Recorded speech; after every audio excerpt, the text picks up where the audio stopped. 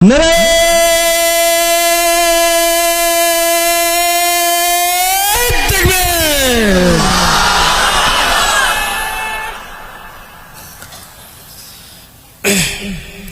হাজিরিন,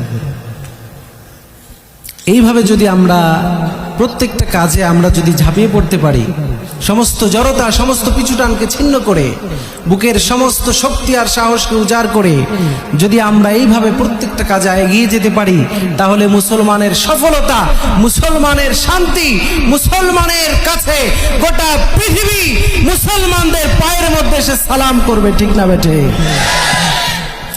আজকে মুসলমান ঘুমিয়ে পড়েছে।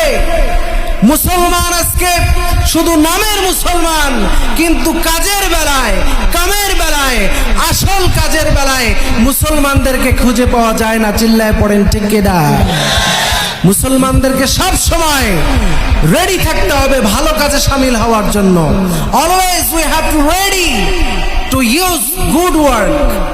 Always we have to ready on the way of Islam.